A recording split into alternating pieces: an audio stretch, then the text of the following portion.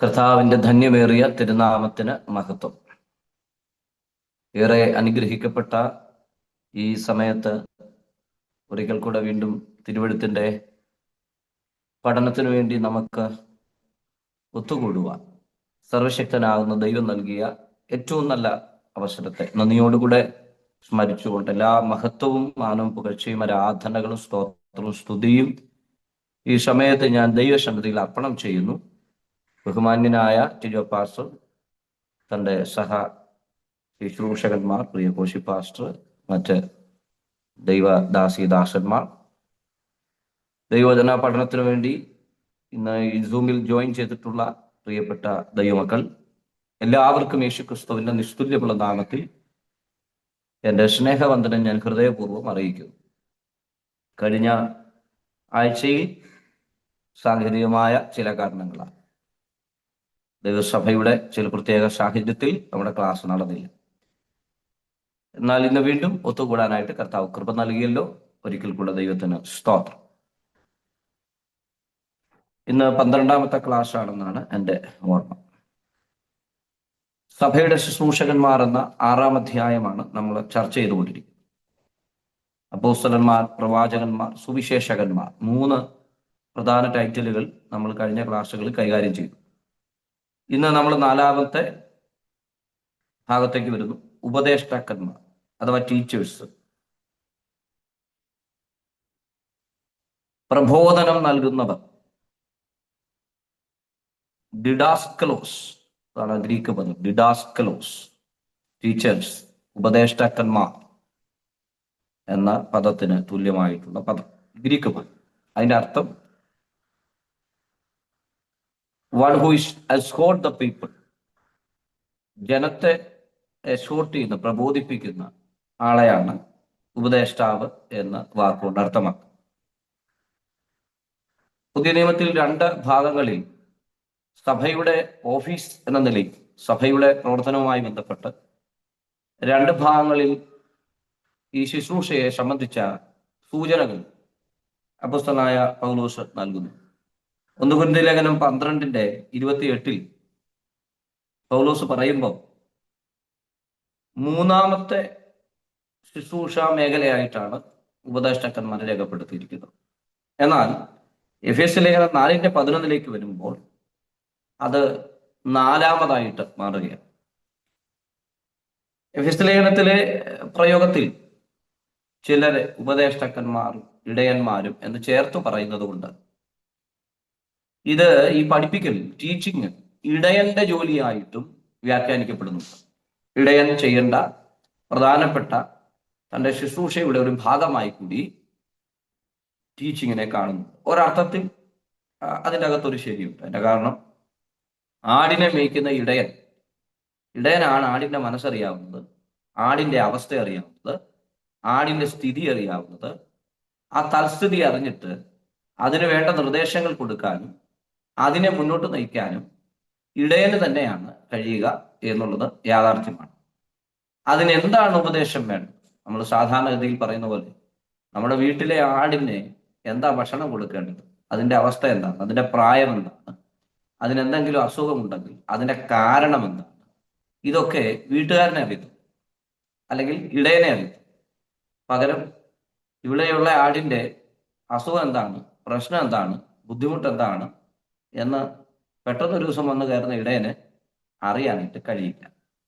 അങ്ങനെ വരുമ്പോൾ അവർ കൊടുക്കുന്ന മരുന്ന് അല്ലെങ്കിൽ ഭക്ഷണം, അത് ചിലപ്പോൾ ഇതിന് ദഹനക്കേടുണ്ടാക്കാം, പ്രശ്നങ്ങളൊക്കെ ഉണ്ടാക്കാം.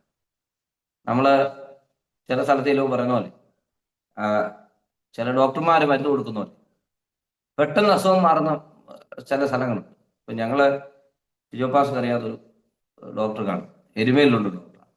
അതന്നെ ചാണ്ടി ഡോക്ടർ ഉണ്ടാവും. ചാണ്ടി ഡോക്ടറുടെ പ്രത്യേകത, അദ്ദേഹത്തിൻ്റെ കൂടെ പഠിച്ച 1-2 ഡോക്ടർമാരെ ഞങ്ങൾക്ക് പരിചയമുണ്ട് നേരിട്ട്. അപ്പോൾ അവർ പറയാറുണ്ട്, പഠിക്കുന്ന കാലത്തും ഇദ്ദേഹം ഒരു പല പ്രാവശ്യം എഴുതിയൊക്കെ ജയിക്കുന്ന ആ ടൈപ്പ് ആളാണ്, പഠിക്കുകയല്ലേ. പക്ഷെ എരുമേലിലെ ഏത് അസുഖത്തിനും മരുന്ന് തരുന്ന ഒറ്റ ഡോക്ടറേ ഉള്ളൂ, അത് ചാണ്ടി ഡോക്ടർ. അത് ഏത് കേസ്, ഇനി ഓപ്പറേഷൻ ചെയ്യണമെങ്കിൽ പുള്ളി എന്ത് ചെയ്യും.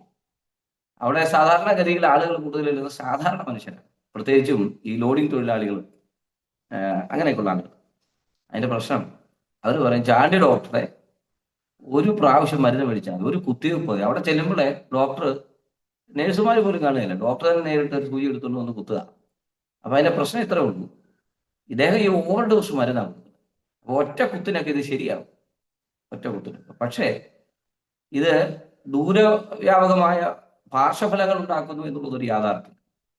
നമ്മൾ ഈ ഇടയന്മാരെ ഉപദേഷ്ടാക്കന്മാരെ ഒക്കെ വളരെ ശ്രദ്ധിക്കേണ്ട ഒരു കാര്യം, ദൂരവ്യാപകമായ പാർശ്വഫലങ്ങൾ ഇവരുണ്ടാക്കും. നമ്മൾ നോക്കും ഒറ്റ ദിവസം കൊണ്ടല്ലേ, ഒറ്റ സമയം കൊണ്ട് ആ പ്രശ്നം പരിഹരിക്കപ്പെട്ടു. ആ പ്രശ്നം പരിഹരിക്കപ്പെട്ടു എന്ന് ആടിനെ നന്നായി അറിയാവുന്നത് ഇടയന് തന്നെയാണ്. അതുകൊണ്ട് ഇടയൻ ആട് ഇത് തമ്മിലുള്ള ബന്ധം അതൊരു പ്രധാനപ്പെട്ട ബന്ധമാണ്. നമ്മൾ ഉപദേഷ്ടാക്കന്മാരെ കുറിച്ച് പഠിക്കുമ്പോൾ ഉപദേഷ്ടാവ് എന്ന് പറയുന്നത് ഇടയന്റെ ശുശ്രൂഷയുമായി ബന്ധപ്പെട്ട് കിടക്കുന്നു എന്നാണ് ആ പദത്തിൽ നിന്ന് നമുക്ക്, പൗലോസിന്റെ വാക്കിൽ നിന്ന് കൂടുതൽ ഗ്രഹിച്ച് മനസ്സിലാക്കാനായിട്ട് കഴിയുന്നു. ഓക്കെ, 1 കൊരിന്ത്യർ ലേഖനം 12:28, അതുപോലെ അപ്പോസ്തലപ്രവൃത്തി 13-ാം അധ്യായത്തിന് 1-ാം വാക്യം, ഇത് ഇവിടെ പ്രത്യേകം എടുത്ത് പറയുന്നുണ്ട് ഇതിനെക്കുറിച്ച്. എന്താണ് ഉപദേഷ്ടാവ്, അല്ലെ ആരാണ് ഉപദേഷ്ടാവ് എന്നൊരു ചോദ്യം ഉണ്ടല്ലോ. Who is teacher? തിരുവഴുത്തുകളിലുള്ള വ്യക്തമായ അറിവിലൂടെ സഭയെ ആത്മീക വർധനവിലേക്ക് നയിക്കുന്നവരാണ് ഉപദേഷ്ടാക്കന്മാർ. അപ്പൊ ആ ഡെഫിനേഷൻ ഒരിക്കൽ കൂടെ ഞാൻ, തിരുവഴുത്തുകളിലുള്ള അല്ലെങ്കിൽ ബൈബിളിലുള്ള, പുതിയ നിയമത്തിലുള്ള, തിരുവഴുത്തിലുള്ള വ്യക്തമായ അറിവിലൂടെ, അത് ചുമ്മാ ഊഹാപോഹമല്ല, വ്യക്തമായ അറിവിലൂടെ ആത്മീയ വർധനവിലേക്ക് സഭയെ നയിക്കുന്നവരാണ് ഉപദേഷ്ടാക്കന്മാർ. അപ്പം 2 കാര്യം ഉണ്ടാവും. ഒന്ന്, വചനത്തെക്കുറിച്ച് തിട്ടമുണ്ടായി, ആ വിഷയത്തെക്കുറിച്ച് അറിവുണ്ടായി. ഓരോ വർഷം കഴിയും മാറ്റി മാറ്റി പറയുന്ന ആളായിരിക്കരുത്, ഓരോ ഘട്ടത്തിലും വ്യത്യസ്തമായി പറയുന്നവരാകരുത്. വചനം കൃത്യമായി മനസ്സിലാക്കി അതിനെ വ്യാഖ്യാനിക്കാൻ, പറഞ്ഞു കൊടുക്കാൻ കഴിവുള്ള. അതെന്തിനാണ് പറയുന്നത്? ഇപ്പൊ ഞാൻ നിങ്ങളെ ദൈവവചനം പഠിപ്പിക്കുന്നു, നമ്മൾ പഠിക്കുന്നത് സഭയെക്കുറിച്ചുള്ളൊരു തത്വമാണ്, ശാസ്ത്രമാണ്. ഇവിടെ എനിക്ക് വേണമെങ്കിൽ കുറേ ഹീബ്രു പദങ്ങള്, ഗ്രീക്ക് പദങ്ങള്, ഇങ്ങനെ കുറേ വാചകങ്ങളൊക്കെ എടുത്ത് സംസാരിക്കാനായിട്ട് പറ്റും. അത് ശ്രമിച്ചാൽ സംസാരിക്കാവുന്ന കാര്യങ്ങളേ. പക്ഷെ ആത്യന്തികമായി എൻ്റെ പഠിപ്പിക്കൽ ലക്ഷ്യം എന്തായിരിക്കണം? എൻ്റെ പർപ്പസ് എന്താണ് ടീച്ചിങ്ങിന്റെ? What's the purpose of my teaching? Any teacher, ഏത് ടീച്ചറുമായി, ഒരു ടീച്ചറുടെ ആത്യന്തികമായ ലക്ഷ്യം എന്താണ്? പഠിപ്പിക്കുന്നത് ജനത്തിന് ആത്മീയ വർധന വരിക എന്നുള്ളത്, സ്പിരിച്വൽ എഡിഫിക്കേഷന് വേണ്ടിയാണ് നമ്മൾ ടീച്ച് ചെയ്യുന്നത്. അപ്പം എനിക്ക് എന്തറിയാം, എൻ്റെ അറിവിനെ പ്രദർശിപ്പിക്കുന്നതോ എൻ്റെ ബുദ്ധിയെയും ജ്ഞാനത്തെയും റിവീൽ ചെയ്യുന്ന, തുറന്നു കാട്ടുന്ന ഇടമല്ല അധ്യാപനം എന്ന് പറയും. അതല്ല, ഒരിക്കലും അതല്ല.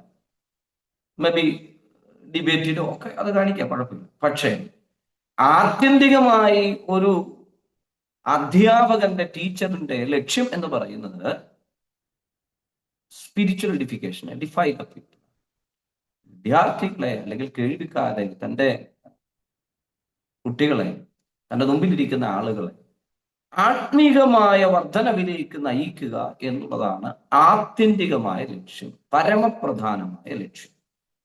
ഈ കാര്യം മറന്നു പോകുന്നത് എല്ലാ ടീച്ചേഴ്സും, നമ്മൾ വചനം പഠിപ്പിക്കുന്നവരൊക്കെ ടീച്ചേഴ്സ് തന്നെയാണ്.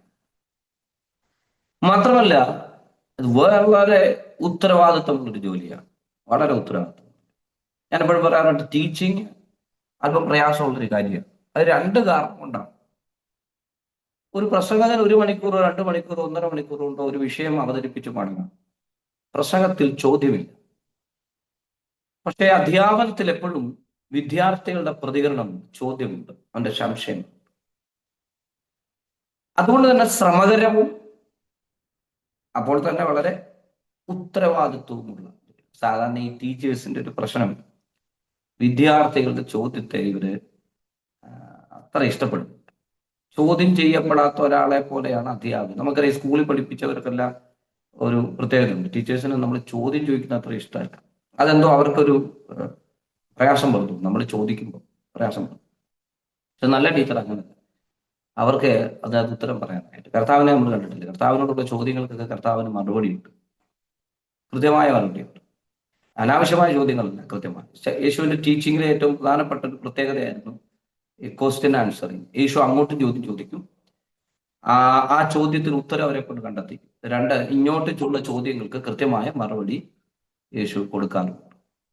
ശരി, ഞാൻ അതിലേക്ക് പറഞ്ഞു. ഇത് ഉത്തരവാദിത്തമുള്ള ഒരു ജോലിയാണെന്ന് പറയാൻ കാരണം, ആ യാക്കോബിന്റെ ലേഖനത്തിൽ 3-ാം അധ്യായത്തിൽ യാക്കോബ് പറയുന്ന 1-ാം വാക്യത്തിൽ, സഹോദരന്മാരെ, അധികം ശിക്ഷാവിധി വരും എന്നറിഞ്ഞ് നിങ്ങളിൽ അനേകർ ഉപദേഷ്ടാക്കന്മാർ ആകരുത്. ഈ ആകരുതെന്ന് വിലക്ക് ഒറ്റ ശുശ്രൂഷ. അനവധി പേര് ഉപദേഷ്ടാക്കന്മാരാകരുത്. നിങ്ങൾ എല്ലാവരും ഉപദേഷ്ടാക്കന്മാരാകേണ്ട കാരണം ശിക്ഷാവിധി അധികമാണ്. ഇത് വളരെ ഉത്തരവാദിത്വമുള്ള ഒരു ജോലിയാണ്.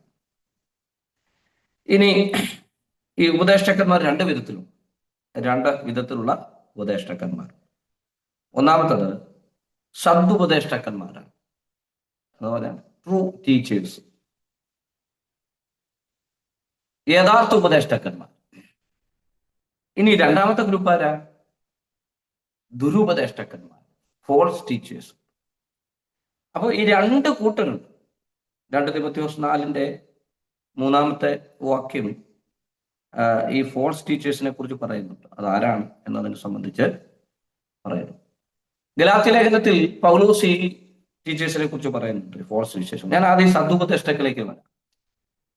ട്രൂ ആയിട്ടുള്ള ടീച്ചേഴ്സ് എന്താണ് അവരുടെ പ്രത്യേകത? അവർ സൗമ്യരായിരിക്കും, ശാന്തരായിരിക്കും, പ്രതിവാദം പറയാൻ മടിയില്ലാത്തവരായിരിക്കും, സ്നേഹവും വിനയവും ഉള്ളവരായിരിക്കും.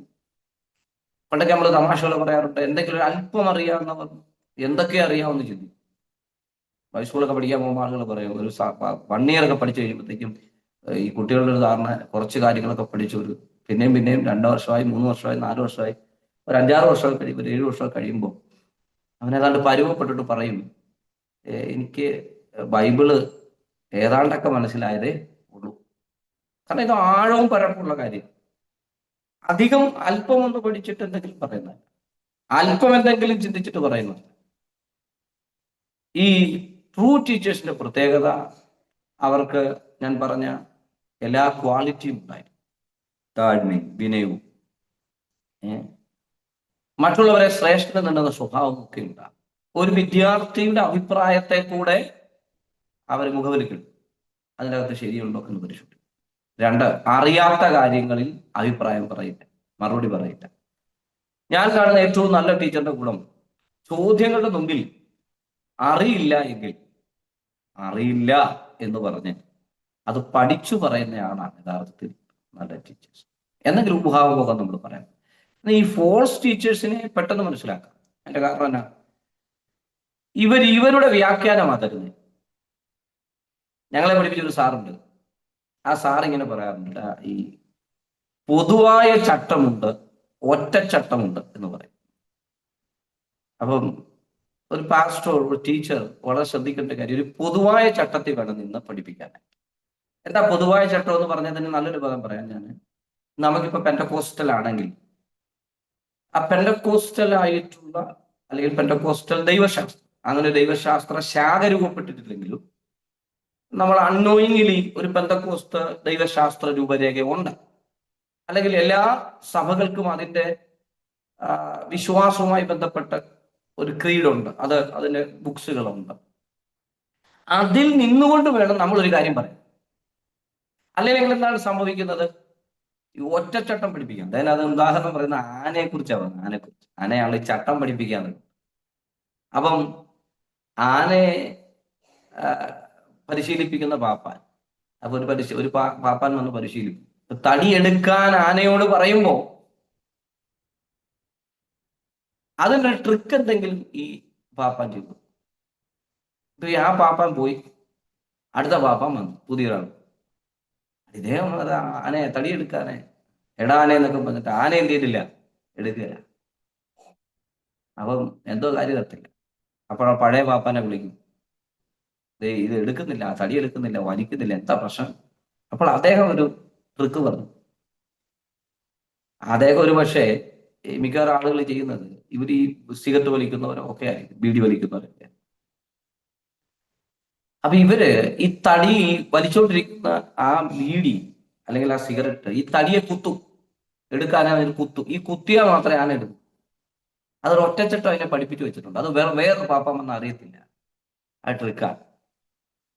അപ്പോ പൊതുവായ ചട്ടത്തിലല്ലേ പിന്നെ ഇതിനെ അങ്ങോട്ട് നയിക്കാൻ പാടുവരും.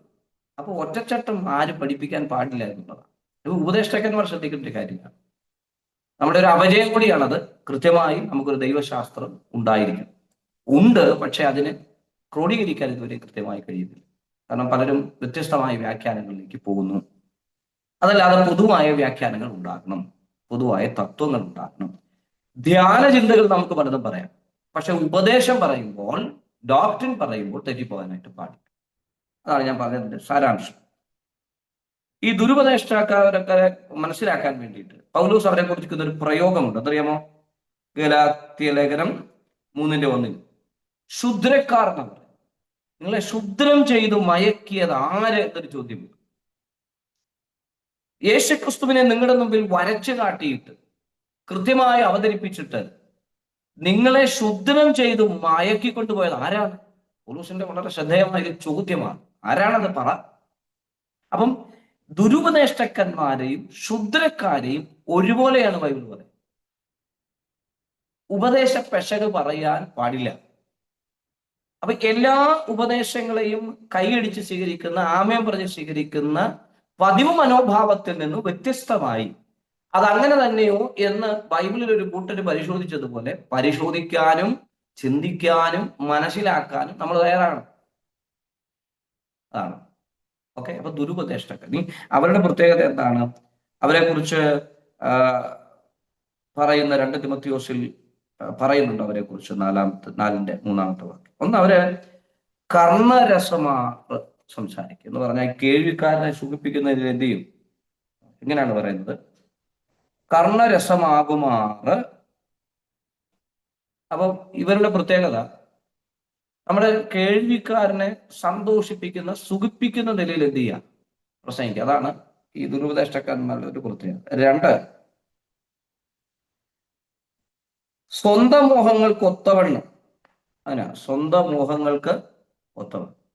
അപ്പം നമുക്ക് കേൾക്കാനൊരു സന്തോഷം, പിന്നെ മോഹങ്ങൾക്കൊത്തവണ്ണം, അതായത് കേൾവിക്കാരന്റെ മോഹങ്ങൾക്കൊത്തവണ്ണം പ്രസംഗിക്കുക. അതാണ് നമ്മൾക്ക് ഈ നമ്മൾ ഈ ന്യൂജൻ എന്നൊക്കെ പറഞ്ഞ ആളുകളെ വിലയിരുത്താറുണ്ട്, വിമർശിക്കാറുണ്ടെങ്കിലും അതിന്റെ ഒരു പ്രശ്നം എന്ന് പറയുന്നത് നമ്മൾ ആഗ്രഹിക്കുന്ന നിലയിൽ നമ്മളോട് സംസാരിക്കും. അതാണ്. അപ്പം എല്ലാ മനുഷ്യന്റെ ഉള്ളിൽ ഏറ്റവും പ്രധാനപ്പെട്ട ഒരു ഇഷ്ടമാണ് സമ്പന്നനാകുക, അടിച്ചുപൊളി ജീവിക്കുക, എല്ലാ ആരെ ഇഷ്ടപ്പെടാത്ത, എല്ലാ സുഖ സൗകര്യങ്ങളും ജീവിക്കാൻ ഇഷ്ടപ്പെടാത്ത ഒരു മനുഷ്യന് ഉലകത്തില്ല. അപ്പൊ അവനെ ആ നിലകളിൽ അവന്റെ ആ ആഗ്രഹങ്ങളെ, മോഹം വലിയ പ്രശ്നമാണല്ലോ, ആ മോഹങ്ങളെ ജ്വലിപ്പിച്ചുകൊണ്ട് അവനെ, നമ്മുടെ ഭാഷയിൽ പറഞ്ഞ അവന്റെ മോഹങ്ങളിൽ അവനെ നിലനിർത്തിക്കൊണ്ടു പോകാനുള്ള ശ്രമം, യാഥാർത്ഥ്യങ്ങളെ പറയാൻ കഴിയും. യാഥാർത്ഥ്യ ബോധത്തോടു കൂടി വേണം ഒരു പ്രസംഗകൻ, ഒരു ഉപദേഷ്ടാവ് ഒരാളെ സമീപിക്കാനായി. ശരിയെ പറഞ്ഞ് മനസ്സിലാക്കുക എന്നുള്ളതാണ്. അതിന് ഏറ്റവും വലിയ പ്രശ്നമാണ് നമ്മൾ കാണുന്നത്. നമുക്ക് 10,000 രൂപ വരുമാനമാണ് ഒരു മാസമുള്ളതെങ്കിൽ അതിന് 10,000 കൂടെ ഉണ്ടാക്കാനായിട്ട് കിടന്ന് ബുദ്ധിമുട്ടാനല്ല പറയേണ്ടത്. ആ 10,000 രൂപയ്ക്കകത്ത് നിന്റെ ജീവിതത്തെ നിനക്ക് ക്രമീകരിച്ചു പോകാൻ അവനെ പഠിപ്പിക്കാനായിട്ട് നമുക്ക് പറ്റും. അതിൽ കൂടുതൽ ഉണ്ടാകട്ടെ. പക്ഷേ അങ്ങനെയാണ് നമ്മൾ ഉദ്ദേശിക്കുന്നത്. പകരം അവനെ മോഹിപ്പിച്ച് ഈ അടുത്ത ദിവസങ്ങളിൽ എൻ്റെ അടുത്തൊരാൾ പ്രാർത്ഥിക്കുന്നു. വളരെ കേരളത്തിലെ തന്നെ പ്രസിദ്ധനായ, കേരളത്തിലെ മാത്രമല്ല ലോകമെമ്പാടും സഞ്ചരിച്ച സുവിശേഷം പറയുന്ന ദേവദാസനാണ്. അദ്ദേഹം ഒരു തടിപ്പണിക്കാരൻ, തടിയുടെ ചെറിയ ബിസിനസ് ഒക്കെ ചെയ്യുന്ന. അവരൊരു വാഹനം എടുക്കാൻ വന്നപ്പോൾ ഈ പാസ്റ്റർ അദ്ദേഹത്തോട് പറഞ്ഞു, അവരൊരു വാഹനത്തിന്റെ പേര് പറഞ്ഞു. അതിന്റെ ഒന്നും ആവശ്യമില്ല, അതല്ല നമ്മൾ എടുക്കുന്നത്, നമ്മൾ ദൈവമക്കളാണ്. അതുകൊണ്ട് ഒരു മുന്തിയ വാഹനത്തിന്റെ പേര് പറഞ്ഞു അവരെ കൊണ്ട് അത് എടുപ്പിച്ചു. പ്രിയപ്പെട്ടവർ, അവസാനം അവർ ആ കുടുംബമായി ആത്മഹത്യ ചെയ്യേണ്ട സ്ഥിതിവിശേഷങ്ങൾ എത്തുന്നു. അത് പലിശക്കാരനെ കൊണ്ട് കൊടുക്കേണ്ടി വന്നു. ആകപ്പാടെ പ്രശ്നമായി. അവസാനം വന്നപ്പോൾ ഈ പാസ്റ്റർ കൈവിട്ടു. നമ്മൾ ഇത്ര വലിയ പ്രഗത്ഭനായ ഒരു പാസ്റ്റർ കൈകാര്യം ചെയ്ത വിഷയത്തെ നമുക്ക് കൈകാര്യം ചെയ്യാൻ പറ്റും. നമ്മൾ പിന്നെ ദൈവസന്നിധി ഇരുന്ന് പ്രാർത്ഥിച്ചു. എനിവേ ദൈവത്തിന്റെ കൃപയാൽ ആ കുടുംബം അങ്ങനെ ഒരു പ്രതിസന്ധിയിലേക്ക് പോകാതെ അത്. ഞാൻ അവരോട് പറഞ്ഞൊരു കാര്യം, നമ്മളുടെ വരുമാനത്തിനനുസരിച്ച് ജീവിക്കാൻ നമ്മൾ എന്ത് ചെയ്യണം?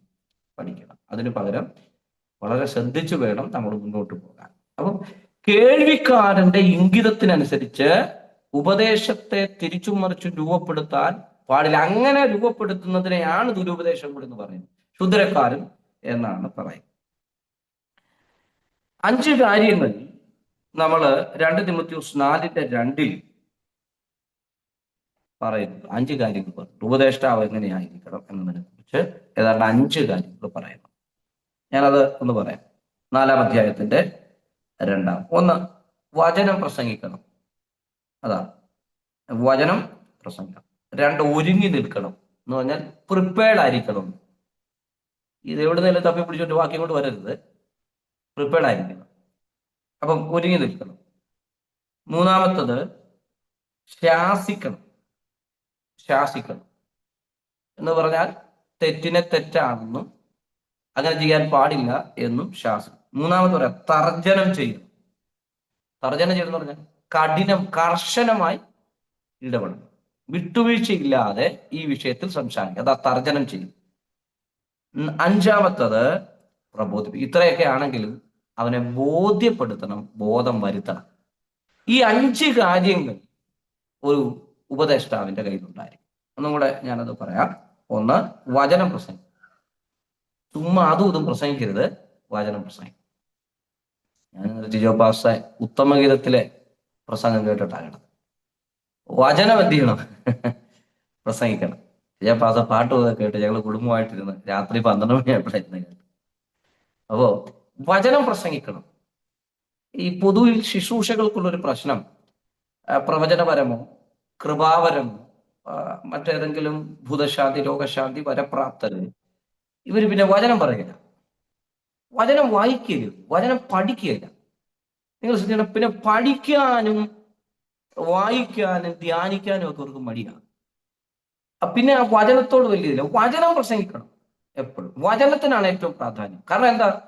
ഈ പറഞ്ഞ എല്ലാ കൃപാവരങ്ങളും നീങ്ങിപ്പോകും. ഈ പറയുന്ന സകല കാര്യങ്ങൾ നീങ്ങിപ്പോകാത്തതായി ഉലകത്തിൽ ഒന്നേ ഉള്ളൂ, അത് ദൈവത്തിന്റെ വചനമാണ്. അപ്പൊ അത് പ്രസംഗിക്കണം, വചനം പ്രസംഗിക്കണം. അതിൻ്റെ അകത്ത് പല അർത്ഥങ്ങളുണ്ട്. ചുമ്മാ അതും ഇതെല്ലാം പ്രസംഗിക്കരുത്. ഇനി എല്ലാവർക്കും വചനം പ്രസംഗിക്കാൻ പറ്റും. ആളുകളുടെ ഒരു പൊതുധാരണ എനിക്ക് 10 മിനിറ്റ് പ്രസംഗിക്കാൻ പറ്റുമെന്ന്. അതൊരു തെറ്റായ ധാരണയാണ്. നിങ്ങൾക്ക് സുവിശേഷം പറയാം. ഞാനത് കഴിഞ്ഞ ക്ലാസ്സുകളിലൊക്കെ പറഞ്ഞു. സുവിശേഷം പറയണം.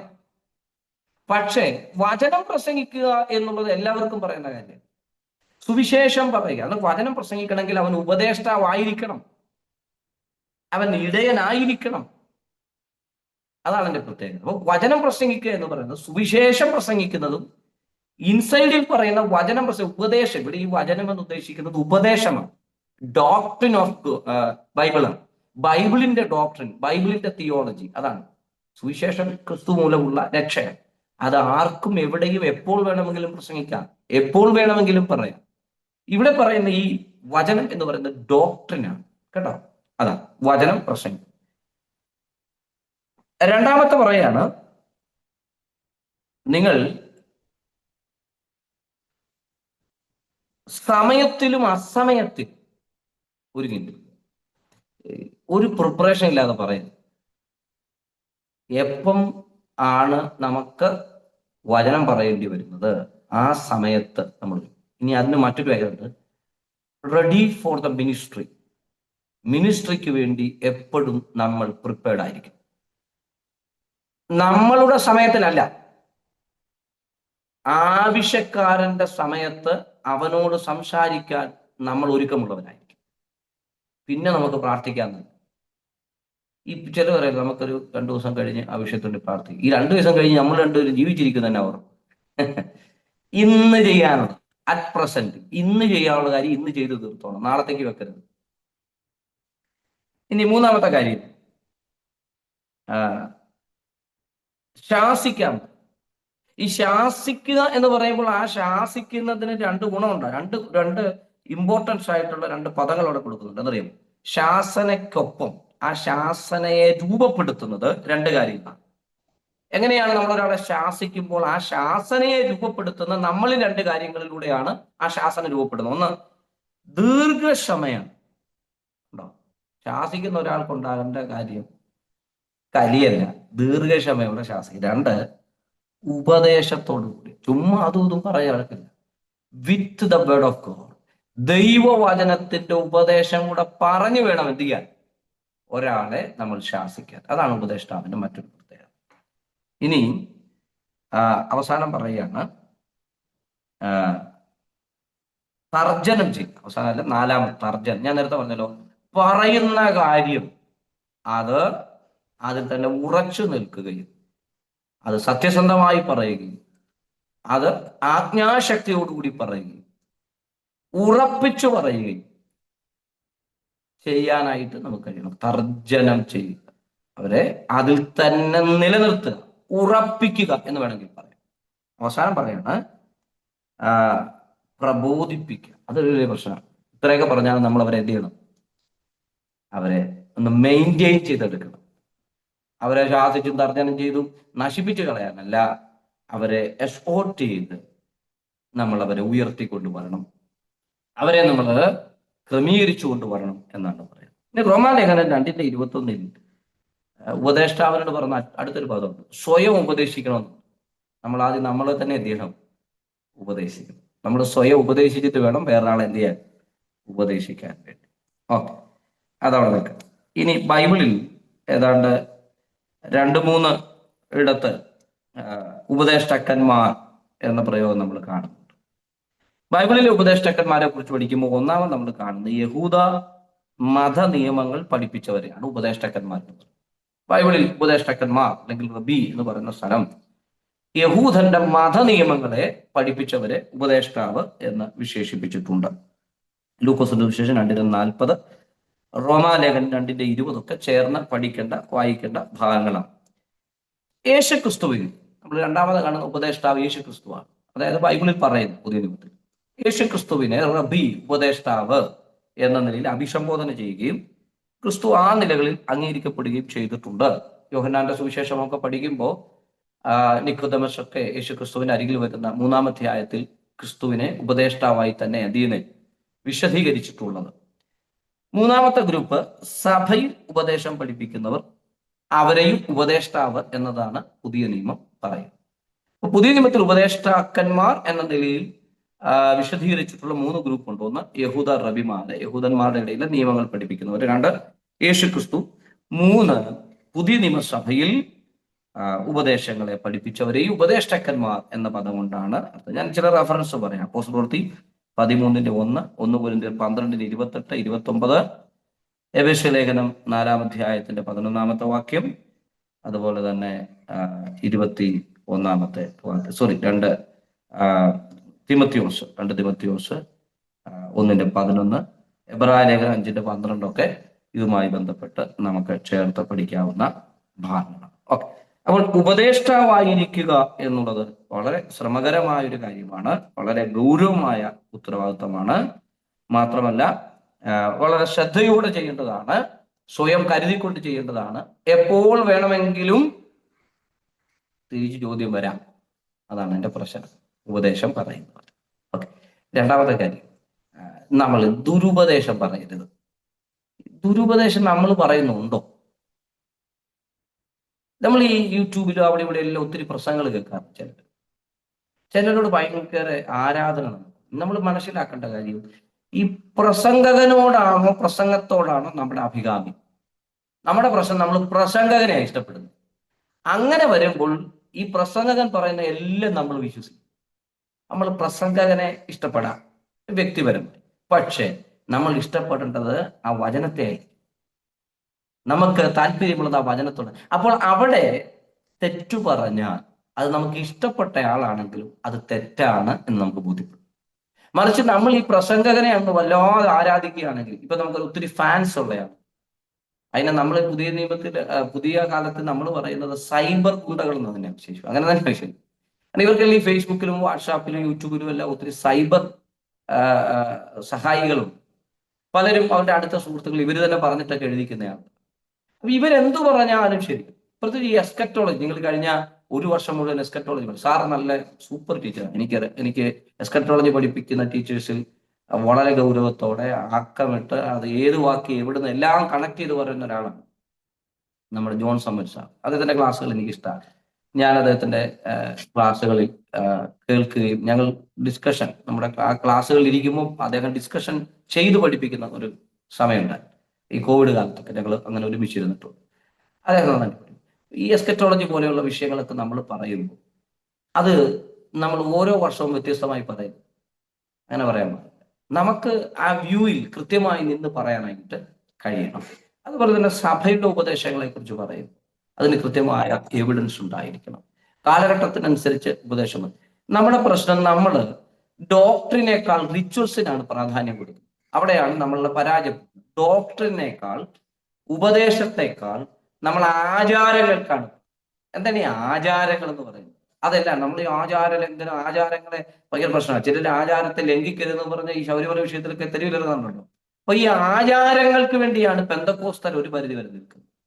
ആചാരങ്ങൾ ഒത്തിരി, ആചാരങ്ങളിലൊന്നും നമ്മൾ ഈ പ്രാർത്ഥന പോലും പലപ്പോഴും ആചാരം നമ്മുടെ നാട്ടിലുണ്ട്. എനിക്ക് അവിടുത്തെ സീൻ അറിയത്തില്ല. പാസ്റ്റ് കൃത്യമായി പ്രാർത്ഥിച്ചു തുടങ്ങണം. അത് കഴിയുമ്പോഴത്തേക്ക് 2 പാട്ട് പാടണം. ഒന്ന് പറ്റുകയില്ല, 2 പാട്ട് പാടിയിരിക്കും. ഇപ്പോഴും ട്രഡീഷണൽ പല ചർച്ചകളിൽ ട്രമ്മ് വായിക്കാൻ പറ്റത്തില്ല, ട്രമ്മ് പൊട്ടാനേ പറ്റൂ. കാരണം ഒരു താളത്തിൽ കുട്ടിക്കോണം. അതായത് ട്രമ്മ് വായിക്കുകയാണ്, പ്ലേ ചെയ്യാണ്, അല്ലെ? ട്രംസ് പ്ലേ ചെയ്യാനും അത് പറ്റുകയില്ല. അങ്ങനെയുള്ള ചർച്ചകളുണ്ട്. ഇനി അത് കഴിയുമ്പോൾ ഇത്ര പേര് പ്രാർത്ഥിക്കണം, 2 സഹോദരിമാരും 1 സഹോദരനും, അങ്ങനെ തന്നെ നിർബന്ധമുണ്ട്. പിന്നെ ചില പറയാം, ചിലടത്ത് സാക്ഷ്യങ്ങളുണ്ടെങ്കിൽ അവസാനം ആ സാക്ഷി പറഞ്ഞിരിക്കണം.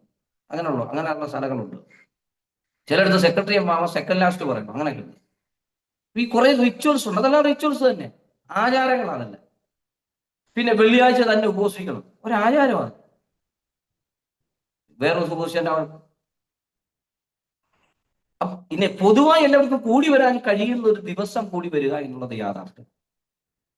ആഭരണം ധരിക്കരുത്, ഇന്ന വസ്ത്രങ്ങൾ ധരിക്കരുത്, ഇങ്ങനെയുള്ള കുറെ പ്രശ്നങ്ങളുണ്ട്. അപ്പൊ ഓരോ സ്ഥലത്തിലും വ്യത്യസ്തമായ വസ്ത്രധാരണ ശൈലികളും രീതികളും രൂപപ്പെട്ടിട്ടുണ്ട്. ഇപ്പൊ കാനഡയിലുള്ള നിങ്ങൾ ധരിക്കുന്ന വസ്ത്രങ്ങൾ, എന്നാലും ഒരു വിശ്വാസി അവർക്ക് അനുയോജ്യമായ വസ്ത്രം ധരിക്കണമെന്ന്, അനുയോജ്യമായ വസ്ത്രം ധരിക്കും. അപ്പൊ ഇങ്ങനെ കുറെ റിച്വൽസ് നമ്മുടെ നാട്ടിലും നമ്മളെ ഇടയിലുണ്ട്. ഇതിനാണ് നമ്മൾ പ്രാധാന്യം കൊടുക്കുന്നത്, പകരം ഉപദേശങ്ങൾക്കല്ല. മനസ്സിലായി പറഞ്ഞേ? ആത്മീയ ജീവിതത്തിന് പ്രാധാന്യം, ഇന്നർ മേ, അകത്ത മനുഷ്യന് പ്രാധാന്യം കൊടുക്കാറ്. അപ്പൊ നമുക്കറിയാം നാട്ടിലൊക്കെ ഇഷ്ടംപോലെ ഈ രാഷ്ട്രീയം, സഭാ രാഷ്ട്രീയം ഭയങ്കരമായിട്ട് കുടുംബിരി കൊണ്ട് പരസ്പരം പ്രശ്നങ്ങൾ, അത് എല്ലാ ഇടങ്ങളിലും. ചിലയിടങ്ങളിൽ പബ്ലിക്കിലേക്ക് വരുന്നു, ചിലയിടങ്ങളിൽ രഹസ്യമായി സഭയ്ക്കകത്ത് തന്നെ തീരുന്നു, അത്രേ ഉള്ളൂ. അപ്പം ഇങ്ങനെയൊക്കെ വരുന്നതിന്റെ കാരണം എന്താണ്? അപ്പം ആഭരണം ധരിക്കാത്ത, നേരത്തെ പറഞ്ഞ വളരെ ലളിതമായി ജീവിക്കുന്നു എന്ന് നമുക്ക് തോന്നുന്ന ഒരാൾ കസേരയ്ക്ക് വേണ്ടി അടിപിടി കൂടുമ്പോൾ ഇവരെവിടെ പോയി? എവിടെ ഡോക്ടറിന് എവിടെ പോയി? ഇവരുടെ ഉപദേശം എവിടെ പോയി? അപ്പൊ ഉപദേശത്തിന് പ്രാധാന്യം എന്ന് കരുതി നമ്മളുടെ രീതി, പെന്തക്കോസ്ത് രീതിക്ക് വ്യത്യാസം വരുത്തണമെന്നല്ല ഞാൻ പറഞ്ഞതിന്റെ ആശയം. നമ്മുടെ ആചാരങ്ങൾക്ക് പ്രാധാന്യം കൊടുക്കരുത്. ആചാരങ്ങളല്ല നമ്മളെ ദൈവത്തിലേക്ക് നയിക്കുന്നത്. നമ്മൾക്ക് ദൈവം നൽകിയ ഉപദേശങ്ങളാണ്, വചനമാണ് നമ്മളെ ദൈവത്തിലേക്ക് നയിക്കുന്നത്. പിന്നെ ബൈബിളിന് ഒരു ഇന്റർപ്രിട്ടേഷനേ ഉള്ളൂ. അത് കേരളത്തിൽ വരുമ്പോൾ ഒന്ന്, തമിഴ്നാട്ടിൽ ചെല്ലുമ്പോൾ മറ്റൊന്ന്, നോർത്ത് ഈസ്റ്റ് ചെല്ലുമ്പോൾ മറ്റൊന്ന്, പാശ്ചാത്യ രാജ്യങ്ങളിൽ ചെല്ലുമ്പോൾ മറ്റൊന്ന്. അങ്ങനില്ല. ബൈബിളിന് ഒറ്റ ഇന്റർപ്രിട്ടേഷനേ ഉള്ളൂ. പിന്നെന്താ ഈ വ്യത്യാസങ്ങൾ? കേരളത്തിലെ വിശ്വാസികൾക്ക് അവരുടെ ആചാരം, തമിഴ്നാട്ടിലെ വേറെ ആചാരം, നോർത്ത് ഈസ്റ്റിന് വേറെ ആചാര രീതികൾ, പാശ്ചാത്യർക്ക് വേറെ ആചാര രീതികൾ, പൗരസ്ത്യർക്ക് വേറെ, ഇങ്ങനെ വ്യത്യസ്തമായ നിലകളിൽ നമ്മൾ കൊണ്ടുപോകുന്നത് ആചാരങ്ങളാണെന്ന് നമ്മൾ തിരിച്ചറിയണം. മറിച്ച് ഡോക്ട്രിനൽ വിഷയങ്ങളിൽ, ഇന്റർപ്രിട്ടേഷനിൽ, ഹെർമനോട്ടിക്സിൽ, വ്യാഖ്യാനത്തിൽ വ്യത്യാസം ബൈബിളിന് വരികയില്ല. അത് നമ്മൾ കൃത്യമായി മനസ്സിലാക്കുക. അത് മനസ്സിലാക്കി വേണം ഒരു ഉപദേഷ്ടാവ് ഉപദേശങ്ങളെ പറയാൻ എന്നാണ് ഞാൻ പറഞ്ഞതിന്റെ സാരം. ശരി, ഞാൻ അത് വിടുക. 4-ാമത്തെ ഭാഗം വിടുന്നു. 5-ാമത്തെ, ഇടയന്മാർ, പാസ്റ്റേഴ്സ്. 5-ാമത്തെ ഗ്രൂപ്പ് ഇടയന്മാർ.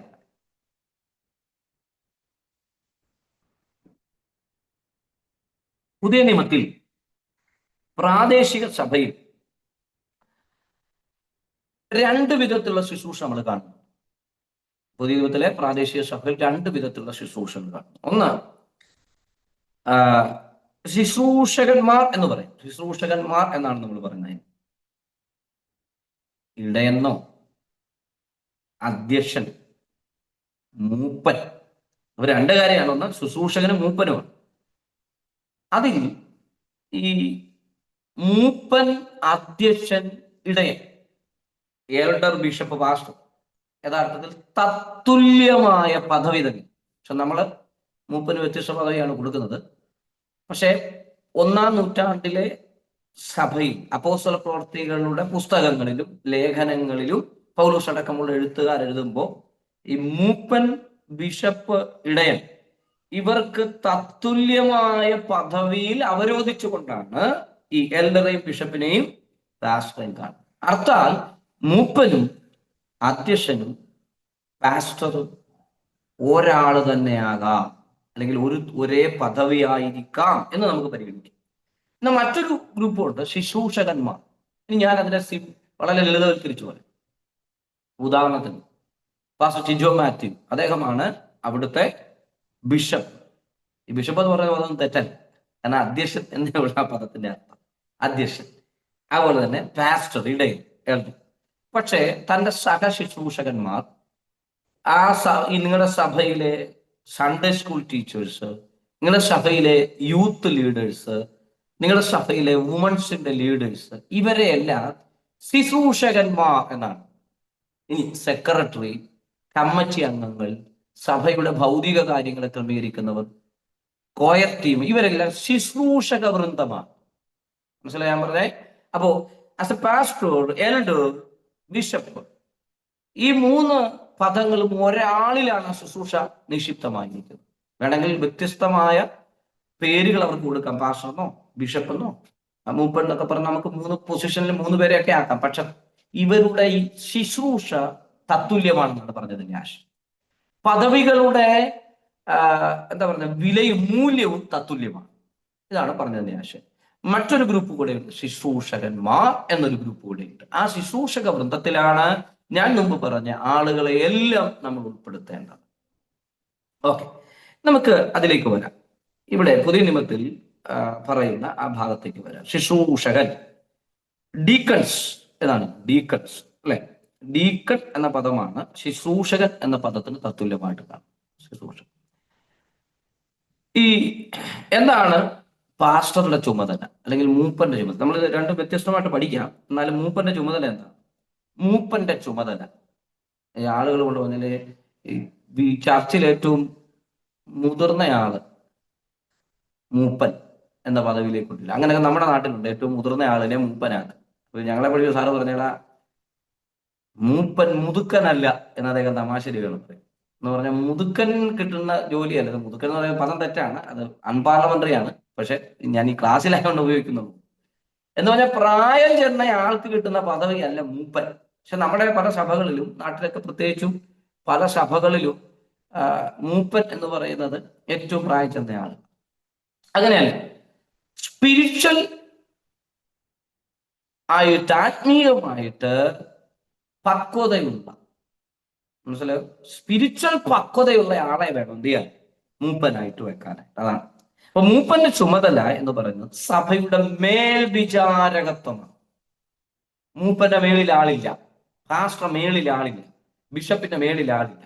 ഏറ്റവും മുകളിൽ സഭയുടെ മേൽവിചാരകൻ, the final word in the local church, അത് പാസ്റ്റർ. ഇത് വിശ്വാസികൾ മനസ്സിലാക്കണം, ശുശ്രൂഷകർ മനസ്സിലാക്കണം.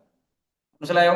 ഇപ്പൊ നമുക്ക് ചിലപ്പോൾ ചിലർക്ക് ഉദാഹരണം വരും. നമ്മൾക്ക് പറയാം ഈ സഭകളിലൊക്കെ, പ്രത്യേകിച്ചും കേരളത്തിലെ സഭകൾ, അവിടെ ഒന്നും അങ്ങനെ അല്ലാന്ന് എനിക്കറിയാം. പാസ്റ്ററേക്കാൾ അധികാരമുണ്ട് ചിലയിടങ്ങളിൽ ചില വിശ്വാസികൾ. എനിക്കറിയാം ഈ കോട്ടയത്തൊക്കെ പറഞ്ഞ ചർച്ചകളിൽ പാസ്റ്റർ അല്ല കാര്യങ്ങൾ പറഞ്ഞു. അവിടുത്തെ പ്രധാനപ്പെട്ട അച്ചായൻ ഒരാൾ കാണും, കാശുണ്ട്. അദ്ദേഹം പറയാണ് ഇന്ന പോലെ ചെയ്യാന്ന് പറഞ്ഞാൽ പാസ്റ്റർ യെസ് ശരിയച്ചാ ശരിയച്ചാ. ഈ ശരിയച്ചാ പറഞ്ഞ എത്ര ഭാഷമാർ എനിക്കറിയാം. ഇനി ഈ ശരിയച്ചാ പറയുന്ന ഭാഷയെ മാത്രമേ ആ ചർച്ചയിൽ അവർ ഇരുത്തുള്ളൂ. അല്ലെങ്കിൽ 3 വർഷം പറഞ്ഞിട്ട് 2 വർഷത്തിൽ 1 വർഷം കഴിയുമ്പോൾ എടുത്ത് കളഞ്ഞ വേറെ ഭാഷകൾ ശരിയച്ച എന്ന് പറഞ്ഞിരിക്കണം. അതല്ല, ആർജവത്വമുള്ളൊരു പാസ്റ്റർ, ദൈവവചനം പഠിച്ചൊരാൾ, ശുശ്രൂഷ ആർക്കും പണയം വെക്കാത്ത ഒരാൾ, ആർജവത്വത്തോടു കൂടി മേൽവിചാരകത്വം നടത്തും.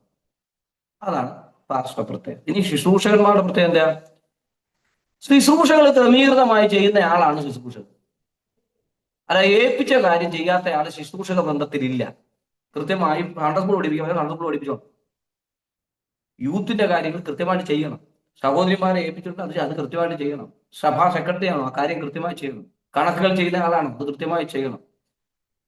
മറ്റു ഭൗതിക ഘടകങ്ങളിൽ സഭയെ സഹായിക്കുന്ന ആളാണോ, ക്രമീകരിക്കുന്ന ആളാണോ, അത് കൃത്യമായി ചെയ്യണം. ഇത് ചെയ്യാത്ത ഒരാളെ ഇരിക്കട്ടെ ഈ വർഷം കൊണ്ട് ഇരുത്തരുത്. ശുശ്രൂഷകൾ ക്രമീകൃതമായി ചെയ്യുന്നയാളുടെ പേരാണ് ശുശ്രൂഷകൻ. പ്രിയപ്പെട്ടവരെ, ഞാൻ വളരെ ഗൗരവത്തോടു കൂടി ഒരു കാര്യം പറയാം. പലർക്കും ലഭ്യമായ ചെറിയ പദവികളെ അത്ര കണ്ട് ഇഷ്ടപ്പെടത്തില്ല. സ്കൂളൊക്കെ പഠിപ്പിക്കുന്നുണ്ട്, അത് ചെറിയ പദവിയാ. ഞാൻ യൂത്തിന്റെ പ്രോഗ്രാമിനൊക്കെ എന്നെ അതൊരു ചെറിയ പദവിയായിട്ടാണ് നിങ്ങൾ കാണുന്നത്. ദൈവവേലയോടുള്ള ബന്ധത്തിൽ നമ്മൾ ചെയ്യുന്ന ഏറ്റവും ചെറിയ കാര്യത്തെയും ദൈവം നമുക്ക് നൽകിയതാണെന്ന് ഓർക്കുമ്പം അത് വലിയൊരു പദവിയായിട്ട് കാണും. ഇപ്പൊ ഇവിടെ ഈ സൂമില് ഒരു 14 പേര്, ഞാനോട് ഉൾപ്പെടെ. ഇനി നിങ്ങൾ 2 പേരെ ഉള്ളെന്ന് വെക്കുക, ഞാൻ ഇങ്ങനെ തന്നെ ക്ലാസ് എടുക്കണം. ഇപ്പൊ ഈ 14 പേർക്ക് എങ്ങനെ എടുക്കുന്നു അങ്ങനെ തന്നെ 10,000 പേർക്ക് ഞാൻ എങ്ങനെ എടുക്കും അങ്ങനെ തന്നെ എടുക്കണം. അതിന് വ്യത്യാസം വരാൻ പാടില്ല. എരുമേലിക്കടുത്ത് കനാപ്പള്ളം എന്ന് പറഞ്ഞൊരു സ്ഥലമുണ്ട്. അതുപോലെ ഓതറ, അതുപോലെ പത്തനംതിട്ടയില് കോഴഞ്ചേരിക്ക് അപ്പുറത്ത് ഇലവന്തിട്ട എന്ന സ്ഥലമുണ്ട്. ഇവിടെയൊക്കെ ഞാൻ വർഷങ്ങൾ പോയി വചനം പഠിപ്പിച്ചിട്ടുണ്ട്. കനാപ്പള്ളത്ത് വെറും 3 പേരാണ്, 3 പേര്. ഈ ഇലവന്തിട്ടയില് 3 പേരാണ് ഉണ്ടായിരുന്നത്, 3 പേര്. ഓതറയില് കണ്ട 5 6 പേര്. ആദ്യമൊക്കെ ആളുകൾ വരും, പിന്നെ അത് മാറും. പക്ഷെ ഞാൻ ഒരു ക്ലാസ് പോലും മുടക്കിയിട്ടില്ല, ഒരു ദിവസം പോലും പോകാതിരുന്നിട്ട്. ഒരു വണ്ടിക്കൂലി തന്നാലും ഇല്ലേലും എങ്ങനെയാണെങ്കിലും ഞാൻ അവിടെ ചെന്ന ക്ലാസ് എടുത്തിരിക്കും. പഠിച്ച് അവരെ ഗ്രാജുവേറ്റ് ചെയ്യാൻ കർത്താവ് കൃപ നൽകും. ഞാൻ പറഞ്ഞത്, ആ ചെറിയ ശുശ്രൂഷകളിൽ നമ്മൾ വിശ്വസ്തരായി. അപ്പൊ വലിയ ഇടങ്ങളിലേക്ക് ദൈവം നമ്മെ അയക്കും, വലിയ പദവികളിലേക്ക് നമ്മളെ ഉയർത്തും. ശുശ്രൂഷകർ ചെറുതല്ല. കിട്ടിയ ശുശ്രൂഷ ഒരുപക്ഷെ ചർച്ചിന്റെ അകത്ത് കസേര ഇട്ട് ആ കാര്യങ്ങളെ ക്രമീകരിക്കുന്ന ശുശ്രൂഷയാണ് നമുക്ക് തന്നതെങ്കിൽ സന്തോഷത്തോടെ ഉത്സാഹത്തോടെ അത് മനസ്സോടെ ചെയ്യുമ്പോൾ ആ ശുശ്രൂഷയിൽ നമ്മൾ സംതൃപ്തിയുള്ളവരും തിരിച്ച് ദൈവവും സംതൃപ്തനാകുമ്പോഴാണ് അടുത്ത പദവിയിലേക്ക് ദൈവം നമ്മെ കൊണ്ടുപോകും. അപ്പൊ അതുകൊണ്ട് എല്ലാ ശുശ്രൂഷയും അതിൻ്റെ ഗൗരവത്തോടെ കാണാൻ ഞാൻ നിങ്ങളോട് ബുദ്ധി ഉപദേശിക്കും കേട്ടോ. അതൊരു എൻ്റെ ഒരു ഹംബിൾ റിക്വസ്റ്റ് ആയിട്ട് ദയവായിട്ട് നിങ്ങൾ സ്വീകരിക്കണം എന്ന് ഞാൻ അറിയിക്കുക. അപ്പം ശുശ്രൂഷകൾ ക്രമീകൃതമായി ചെയ്യും. ഈ പൗലോസ് സഭാ നടത്തിപ്പുകാരുടെ യോഗ്യതകളെ കുറിച്ച് പറയുന്നതിൽ ഈ 2 സ്ഥാനങ്ങളെയും പരാമർശിക്കുന്നുണ്ട്. ഞാൻ ഈ പറഞ്ഞതിന് തെളിവ് വേണമല്ലോ. 1 തിമോത്തിയോസിന് എഴുതിയ ലേഖനം 3-ാം അധ്യായത്തിന് 1 മുതൽ 13 വരെയുള്ള വാക്യങ്ങളിലും തീത്തോസ് 1:5 നമ്മൾ ഈ പ്രയോഗങ്ങൾ കാണുന്നുണ്ട്. അപ്പൊ അത് മറന്നു പോകരുത്. 1 തിമോത്തിയോസ് 3:1 മുതൽ 13 വരെയുള്ള വാക്യങ്ങൾ നമ്മൾ വായിക്കുമ്പോൾ അവിടെ ഞാൻ ഈ പറഞ്ഞ 2 സ്ഥാനങ്ങളെയും പരാമർശിച്ചിട്ടുണ്ട്. തീത്തോസ് 1:5 നമ്മളത് കാണുന്നുണ്ട്. ഓക്കെ, ഒരുവൻ അധ്യക്ഷ സ്ഥാനം ആഗ്രഹിക്കുന്നെങ്കിൽ എന്ന് പറഞ്ഞുകൊണ്ടാണ് അവിടെ തുടങ്ങുന്നത്. അപ്പൊ അവിടെ അതിനെക്കുറിച്ച് കൃത്യമായിട്ട് വിശദീകരിക്കുന്നുണ്ട്. ഇനി അതിന്റെ അവസാന ഭാഗം വരുമ്പോൾ നമ്മൾ കാണുന്നുണ്ട്, ഈ അധ്യക്ഷന്റെ കാര്യമൊക്കെ പറഞ്ഞ് താഴേക്ക് വന്നിട്ട് ഏതാണ്ട് 12-ാം വാക്യത്തിൽ വരുമ്പോൾ പറയാണ് ശുശ്രൂഷകന്മാർ. കണ്ടോ, ശുശ്രൂഷകൻ അല്ല, ശുശ്രൂഷകന്മാർ എന്ന പ്രയോഗമാണ്. അതുപോലെ തന്നെ 8-ാമത്തെ വാക്യം അവണ്ണം ശുശ്രൂഷകന്മാർ. നിങ്ങൾ കണ്ടോ, അത് അവിടെ അങ്ങനെ കൃത്യമായിട്ട് പറയുന്നത് കേട്ടോ, ശുശ്രൂഷകന്മാർ. അപ്പോ ഏറ്റവും മുകളിൽ പറഞ്ഞ എങ്ങനെ, ഒരുവൻ ഒരുവൻ ഒരുവൻ അധ്യക്ഷ സ്ഥാനം. നിങ്ങൾ ആ പ്രയോഗം പഠിക്കണം, ഒരുവൻ അധ്യക്ഷ സ്ഥാനം. അപ്പൊ അധ്യക്ഷനുണ്ട്, ശുശ്രൂഷകന്മാർ ഉണ്ട് സഭയിൽ. ഇതെണ്ണം പഠിക്കണം. അധ്യക്ഷനുണ്ട്, ശുശ്രൂഷകന്മാരും ഉണ്ട്. അപ്പൊ ശുശ്രൂഷകന്മാരുടെ യോഗ്യതയും അവിടെ പറഞ്ഞു. പിന്നീട് അതിന് ആ ഭാഗത്തെ കുറിച്ച് പഠിക്കും. ഓക്കെ, ഇനി ഈ ഞാൻ പറഞ്ഞ മൂപ്പൻ, അധ്യക്ഷൻ, ഇടയൻ അഥവാ എൽഡർ, ബിഷപ്പ്, പാസ്റ്റർ, ഇവ 3 ഒരു ഔദ്യോഗിക നാമമാണ് എന്ന് ഞാൻ പറഞ്ഞു. അപ്പോസ്തല പ്രവൃത്തി, ഞാൻ ചില റെഫറൻസുകൾ പറയാം. അപ്പോസ്തല പ്രവൃത്തി 20:17-28, തീത്തോസ് 1:5-7, 1 തിമോഥെയോസ് 3:1-7 വരെ, 1 പത്രോസ് 5:1-2 വരെ. ഇത്രയും ഭാഗങ്ങൾ നമ്മൾ മൂപ്പൻ അഥവാ അധ്യക്ഷൻ, ഇടയൻ എന്ന 3 പദങ്ങളെ ചേർത്ത് വെച്ച് പഠിക്കും. ഇതിന് വ്യത്യസ്തമായ ചില ആശയങ്ങൾ കൂടി. ഞാൻ നേരത്തെ മൂപ്പൻ എന്ന് പറയുമ്പോൾ അത് അനുഭവ സമ്പത്തുള്ളയാണ്. പിന്നെ ആത്മീയമായി ഒരു ഒരു എന്താ പറയുക, പക്വതയുള്ള ആളായി. അധ്യക്ഷൻ എന്ന് പറയുമ്പോൾ അതൊരു പദവിയല്ല. ശ്രദ്ധിച്ചേക്കണം ഞാൻ ഈ പറയുന്നത്. അധ്യക്ഷൻ എന്ന് പറയുന്നത് ഒരു പദവിയല്ല. അധ്യക്ഷൻ ഒരു വേലയാണ്, ഒരു ജോലിയാണ്, ഒരു ശുശ്രൂഷയാണ്. ഒരാൾ അധ്യക്ഷനായിരിക്കുക എന്ന് പറഞ്ഞാൽ എല്ലാ കാലത്തും അധ്യക്ഷനായിരിക്കുക അല്ല. ആപ്റ്റ് ടൈമിൽ, ആക്യുറേറ്റ് ടൈമിൽ, ഒരു ബ്രാക്കറ്റ് പീരീഡ് ടൈമിൽ ആ പദവിയിൽ ഇരുന്നു കൊണ്ട് ചിലത് ചെയ്യുമ്പോഴേ അദ്ദേഹം ആരാകുന്നുള്ളൂ? അധ്യക്ഷനാണ്. ചുമ്മാ ഇങ്ങനെ കസേര കത്തിക്കുന്ന ആളല്ല അധ്യക്ഷൻ. അധ്യക്ഷൻ എന്ന് പറയുന്ന പ്രയോഗം അതൊരു പദവി എന്നതിനേക്കാൾ മിനിസ്ട്രി, അതൊരു മിനിസ്ട്രിയായി, ഒരു ശുശ്രൂഷയായി കൂടി നമ്മൾ കണക്കാക്കേണ്ടതായിട്ടുണ്ട്. 3-ാമത്തെ കാര്യം ഇടയൻ. ആ ഇടയൻ എന്ന ആ പദത്തെ ഒറ്റ വാക്ക് എന്താ? സഭയുടെ പരിപാലകൻ. അപ്പോൾ അനുഭവ സമ്പത്തുള്ള, ആത്മീകമായി പക്വതയുള്ള, അധ്യക്ഷ ശുശ്രൂഷ ചെയ്യുന്ന, സഭയെ പരിപാലിക്കുന്ന ആളെയാണ് നമ്മൾ 1-ാം ഘട്ടത്തിൽ പറയുന്നത് പാസ്റ്റർ, എൽഡർ ഓർ ബിഷപ്പ് എന്ന പദം.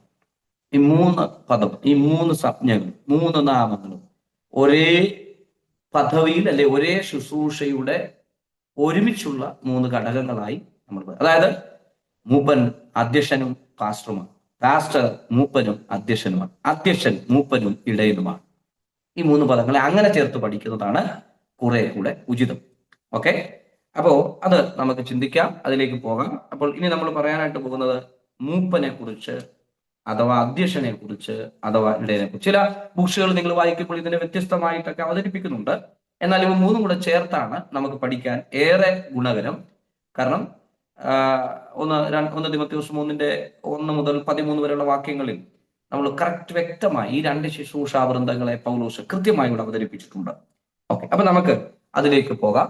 എനിക്ക് തോന്നുന്നു സമയം മുന്നോട്ട് പോയി. ഇനി 5 മിനിറ്റും കൂടെ നമ്മുടെ മുമ്പിലുള്ളൂ. എങ്കിലും ആ ഭാഗം ഒന്ന് പറഞ്ഞിട്ട് നമുക്ക് അടുത്ത ക്ലാസ്സിൽ അത് എക്സ്പ്ലെയിൻ ചെയ്യാം. അപ്പൊ അതെഴുതിക്കൂ. മൂപ്പൻ, elder or bishop or pastor. മൂപ്പൻ അല്ലെങ്കിൽ അധ്യക്ഷൻ അല്ലെങ്കിൽ ഇടയൻ. പ്രാദേശിക സഭയിലെ അധ്യക്ഷൻ, ആ അധ്യക്ഷന്റെ യോഗ്യതകൾ വളരെ പ്രാധാന്യമുള്ളതാണ്, വളരെ പ്രാധാന്യം. ഇതിനെ നമുക്ക് 4 ഭാഗമായി തിരിച്ചു വേണം പഠിക്കാൻ. അധ്യക്ഷന്റെ യോഗ്യതകളെ കുറിച്ചും അധ്യക്ഷന്റെ ശുശ്രൂഷകളെ കുറിച്ചും പഠിക്കുമ്പോൾ 4 ഭാഗമായി തിരിച്ചു പഠിക്കും. 1 വ്യക്തിപരമായ യോഗ്യതകളാണ്, 2 സാമൂഹിക യോഗ്യതകളാണ്, 3 ആത്മീയ യോഗ്യതകളാണ്, 4 ഇച്ഛാപരമായ യോഗ്യതകളാണ്. ഇച്ഛാപരമായ യോഗ്യതകൾ. ഓക്കെ, അപ്പോൾ ഈ 4 യോഗ്യതകൾ ഉണ്ടാകും. പേഴ്സണൽ ക്വാളിഫിക്കേഷൻ ഉണ്ട്, അതുപോലെ സോഷ്യൽ ആൻഡ് സ്പിരിച്വൽ, ദെൻ അവരുടെ വിൽ അല്ലെങ്കിൽ ചിന്താപരമായ യോഗ്യതകൾ. അപ്പൊ ഇങ്ങനെ 4 ഭാഗമായി തിരിച്ചു വേണം നമ്മളത് പഠിക്കാം. ഓക്കെ, നമുക്ക് പഠിക്കാം. ഇവിടെ ഒരു സാധ്യതയുള്ള ചോദ്യം ഞാൻ പറയാം. അങ്ങനെയാണെങ്കിൽ ഒരു സഭയ്ക്ക് അതിൻ്റെ നേതൃത്വങ്ങളുണ്ട്, പ്രസിഡന്റ്, സെക്രട്ടറി, അല്ലെ, ഒത്തിരി കാര്യങ്ങളുണ്ട്. ഇപ്പം ഇന്ത്യ പെന്തക്കോസ്ത് ദൈവസഭ അല്ലെ അസംബ്ലീസ് ബോർഡ്, ഷാരോൺ ഫെലോഷിപ്പ്, നിങ്ങളുടെ അവിടുത്തെ സഭ, എല്ലാ സഭകൾക്കും പ്രസിഡന്റ് ഉണ്ട്, സെക്രട്ടറി ഉണ്ട്. അപ്പൊ പിന്നെ പാസ്റ്റർ അല്ലെങ്കിൽ സാർ ഇതെന്താണെന്ന് ചോദിച്ചാൽ അത് ഇത്രയേ ഉള്ളൂ. അത് സഭയല്ല, അതൊരു സംഘടനയാണ്. ഇവിടെ നമ്മൾ പറയുന്നതെല്ലാം പ്രാദേശികമായ ഒരു സഭയെ കുറിച്ചാണ് പറയുന്നത്. പ്രാദേശികമായ ഒരു സഭ. ഞാനത് ആദ്യത്തെ ക്ലാസ്സിൽ പറഞ്ഞത് 2 സഭകളാണ് നമ്മൾ പഠിക്കുന്നത്. 1 പ്രാദേശിക സഭ, ദെൻ യൂണിവേഴ്സൽ ചർച്ച്. പ്രാദേശിക സഭ ഏതെങ്കിലും ഒരു സംഘടനയുടെ കീഴിൽ പ്രവർത്തിക്കുന്നുണ്ടാകാം. പ്രാദേശിക സഭയിലെ അധ്യക്ഷൻ, മൂപ്പൻ അല്ലെങ്കിൽ പാസ്റ്റർ ഏതെങ്കിലും ഒരു സംഘടനയുടെ കീഴിൽ പ്രവർത്തിക്കുന്നുണ്ടാകും. അപ്പോൾ ആ ആൾക്ക് പ്രസിഡന്റ് ഉണ്ട്, സെക്രട്ടറി ഉണ്ട്. നേരത്തെ പറഞ്ഞാൽ ചിലപ്പോൾ പ്രസിഡന്റ് ബിഷപ്പ് എന്നായിരിക്കും കാണുന്നത്.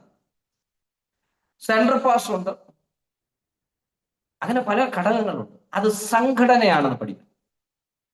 ഇന്ത്യ പെന്തക്കോസ്ത് ദൈവസഭ ഒരു സംഘടനയാണ്, സഭയല്ല. അസംബ്ലീസ് കോഡ് ഒരു സഭയല്ല, സംഘടനയാണ്. നമ്മൾ സഭയെന്ന് പറയുന്നത്, സഭയെന്ന് പറയുന്നത് പ്രാദേശിക ഘടകത്തെ മാത്രമാണ്. പിന്നുള്ളത് യൂണിവേഴ്സൽ ചർച്ചാണ്. അത് ചർച്ച് ഓഫ് ഗോഡ്, ദൈവത്തിന്റെ സഭയാണ്. ദൈവത്തിന്റെ തിരുശരീരം, ക്രിസ്തുവിന്റെ തിരുശരീരമാകുന്ന സഭ. ആ സഭയിൽ അംഗങ്ങളാണോ ഇല്ലയോ എന്നുള്ളത് നമുക്കറിയത്തില്ല. അതിൽ അംഗത്വം എടുക്കണമെങ്കിൽ അവനവൻ തീരുമാനിക്കണം. അത് IPC കാരനോ ചർച്ച് ഓഫ് ഗോഡ് കാരനോ റിവൈവലുകാരോ ഒന്നും നോക്കിയാൽ നടക്കത്തില്ല. അത് അവനവൻ തീരുമാനിക്കണം ആ സഭയിൽ അംഗത്വം എടുക്കുന്നത്. അത് ദൈവമായിട്ടുള്ള നേരിട്ടുള്ള ബന്ധമാണ്. ഓക്കെ. പ്രാദേശിക ഘടകത്തിൽ നിൽക്കുമ്പോൾ ഇന്ത്യയുടെ ഭരണഘടന അനുസരിച്ച് ഇവിടെ സൊസൈറ്റി ആക്ട് പ്രകാരം ഒരു സംഘടന രജിസ്റ്റർ ചെയ്യുമ്പോൾ അതിന് പ്രസിഡന്റ് ഉണ്ടായിരിക്കണം, അതിന് സെക്രട്ടറി ഉണ്ടായിരിക്കണം, വൈസ് പ്രസിഡന്റ് ഉണ്ടായിരിക്കണം, അതിന് ജോയിന്റ് സെക്രട്ടറി, അതിന് ട്രഷറർ ഉണ്ടായിരിക്കണം, കമ്മിറ്റി മെമ്പേഴ്സ് കാണും. അത് കൃത്യമാണ്. ട്രസ്റ്റ് രൂപീകരിച്ചാലും അങ്ങനെയുണ്ട്. അപ്പൊ സൊസൈറ്റി ആക്ട് പ്രകാരമോ ട്രസ്റ്റിന്റെ ആക്ട് പ്രകാരമോ ഒരു സംഘടനയാണ് രജിസ്റ്റർ ചെയ്യുന്നത്. ആ സംഘടനയ്ക്കാണ് നമ്മൾ നേരത്തെ പറഞ്ഞ പ്രസിഡന്റ് ഉള്ളത്, അല്ല സഭയ്ക്കല്ല. പ്രാദേശിക സഭയുടെ ഏറ്റവും അവിഭാജ്യമായ നേതൃത്വ ഘടകം പാസ്റ്റർ മാത്രമാണ്. ഒരു പ്രാദേശിക സഭയുടെ അവിഭാജ്യമായ അനിവാര്യമായ നേതൃത്വം ഒറ്റയാളാണ്, അത് പാസ്റ്ററാണ്, വേറെ ആരും. പിന്നെ ഞാനിപ്പോ ഇന്ത്യ പെന്തക്കോസ്ത് ദൈവസഭയിലെ ഒരു പ്രാദേശിക സഭയുടെ സൂക്ഷകനാണ് ഞാൻ. എന്നെ സംബന്ധിച്ച് ഞാൻ ഉൾപ്പെട്ട് നിൽക്കുന്ന സംഘടനയ്ക്കൊരു ബിഷപ്പുണ്ട്, സംഘടനയ്ക്കൊരു പ്രസിഡന്റ്, അത്രേ ഉള്ളൂ. അല്ലാതെ സഭയ്ക്ക് പ്രസിഡന്റ് ഇല്ല. സംഘടനയും സഭയും രണ്ടായിട്ട് കാണാനും മനസ്സിലാക്കാനും. സംഘടനയ്ക്കകത്താണ് അടി നടക്കും, സഭയ്ക്കകത്താണ് അടി നടക്കില്ല. സംഘടനയ്ക്കകത്ത് അടി നടക്കും, കേസ് നടക്കും, വഴക്ക് നടക്കും, അതൊക്കെ സംഘടനയാണ്. സഭയ്ക്കകത്ത് ഇതൊന്നും നടക്കില്ല. ഓക്കെ. അപ്പോൾ പ്രാദേശിക സഭയെ കുറിച്ചാണ് നമ്മൾ പറഞ്ഞത്. ഇപ്പൊ അടുത്ത ക്ലാസ്സിൽ നമുക്ക് മൂപ്പൻ, അധ്യക്ഷൻ, ഈ ഭാഗം ചിന്തിക്കാം. ഇന്നത്തെ ക്ലാസ്സിൽ പങ്കെടുത്ത എല്ലാവരെയും കർത്താവ് അനുഗ്രഹിക്കട്ടെ. വിശേഷിച്ച് നിങ്ങളെല്ലാവരെയും വന്ദനം ചെയ്യുന്നു. പ്രിയ സഹോദരന്മാരെ, എല്ലാവരുടെയും പേരുകൾ ഞാൻ വായിക്കാറുണ്ട് എങ്കിലും എല്ലാവരുടെയും പേരുകൾ പരാമർശിക്കുന്നില്ല. എല്ലാവർക്കും, വിശേഷ സഹോദരന്മാർക്കും ക്രിസ്തുവിൽ നന്ദി. എല്ലാവരെയും സഹായിക്കട്ടെ. നിങ്ങൾക്ക് നല്ല ഞാനിവിടെ പ്രഭാതത്തിലാണ്. നിങ്ങൾ എനിക്ക് നല്ല പ്രഭാതം ആശംസിക്കുമ്പോൾ ഞാൻ നിങ്ങൾക്ക് ഒരു സുഖനിദ്ര, നല്ല രാത്രി കർത്താവ് നൽകട്ടെ എന്ന് പ്രാർത്ഥിക്കുന്നു. സഹായിക്കട്ടെ. Thank you.